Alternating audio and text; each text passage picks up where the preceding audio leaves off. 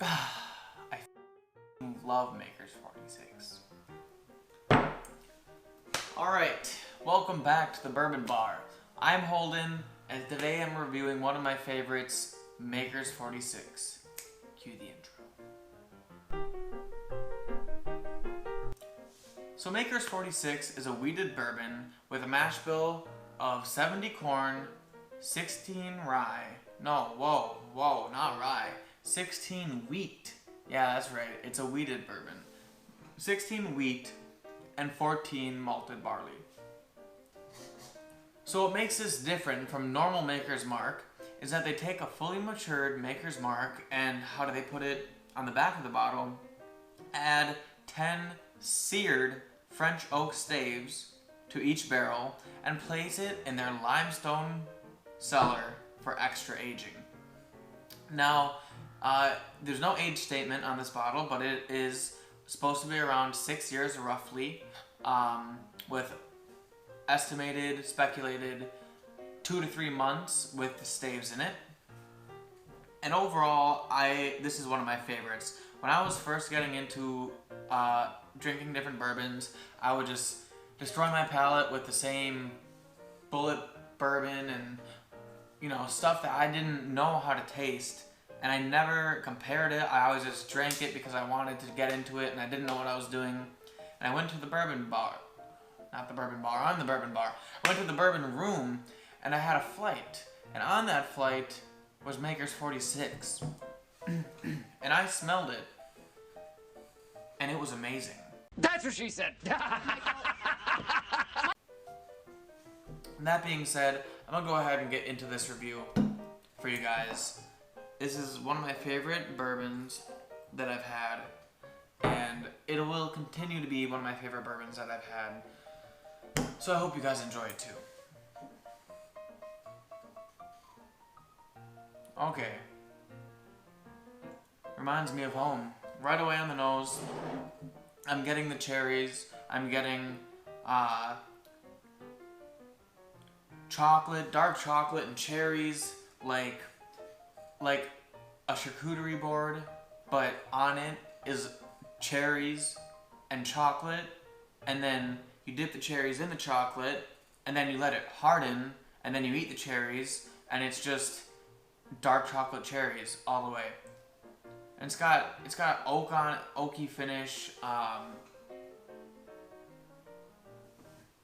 Overall, it's pretty sweet. The chocolate almost comes off as like a coffee-y flavor, but overall, I'd say the cherries and chocolate takes the cake.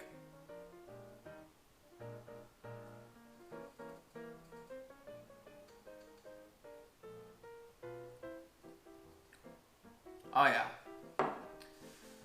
Okay, well, this bourbon is surprisingly strong.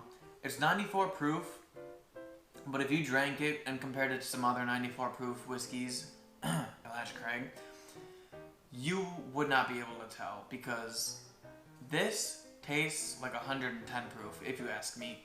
I love this bourbon because it hits well out of its class. I mean, the flavors of it is complex but simple. It's got the chocolate and cherries, but it's still got some kind of floral elegance to it, and it's so pretty, and it almost has a little bit of a perfumey notes. Overall, it's an amazing bourbon. I would say the palate has that dark fruit that we were talking about, the cherries mainly, and you know, it's like more of a dark chocolate, like a cocoa powder. So if you were making like a lava cake, oh no, no. Do you know what this is? My mom makes a chocolate cherry bread, and it's chocolate bread with cherries infused inside of it. And she takes it out of the oven, and it's smoking, and the smoke's coming up, and she cuts it, and she cuts off a slice and cuts right through the center of a cherry, and that chocolate cherry smell wafts up into my nostrils, and I'm in this glass. it's delicious. I mean, complex, but simple and elegant. Slightly perfumey, just a little bit perfumey, floral notes on it, but overall, really sweet.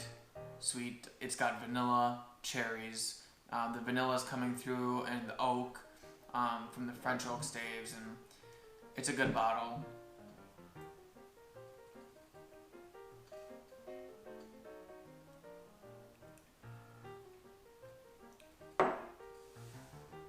So the mouthfeel is slightly thin, but on the finish and the retro nasal, you get a lot of those flavors coming back up of the fruit and everything.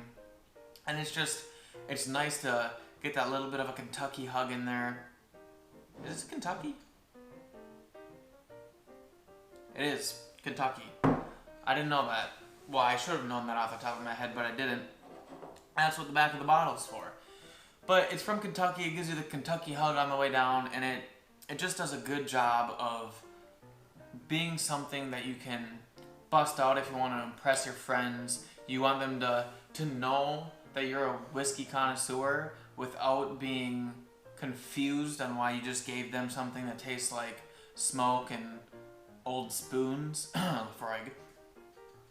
But they will enjoy this, they will smell the sweetness of it, they will understand the cherryness and the vanilla and everything that has to do with it. I mean, I can honestly say that for a beginner, this is one of the first bourbons that made me realize that not all bourbons smell like Sharpies. I mean, I put my nose in a glass of this and I realized this is one of my favorites I think I've ever had. And granted, I've had a lot more since then, and I've expanded my palate by tenfold, but this always stays true and to be a heavy hitter. And overall, it's a very good bourbon.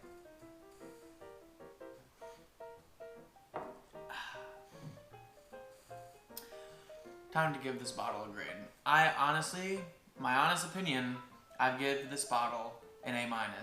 Now, I'm not as experienced as other whiskey tubers out there. I haven't had the Pappies and the Stags and all those things, okay? But what I have had is enough to tell me that I like Maker's 46, and I would drink it again. Overall, the reason I give this an A- is because it's $35, but it's complex, but it's nice, but it feels high proof, but you can still give it to your friends and they'll be able to nose it and they'll be able to tell you that it's not a Sharpie. So if you see this in your store, go ahead and pick it up. I'm going to be getting a cask strength very soon, and I can review that on the channel after. But overall, Maker's 46, A-. So if you like this video, please like it and subscribe to the channel if you're new. Leave a comment down below. Have you had Maker's 46? Did you like it? Do you get those cherry and chocolate notes, or do you get something else? Let me know. And feel free to roast me, because every comment, good or bad, helps. And yeah, I'll see you in the next glass.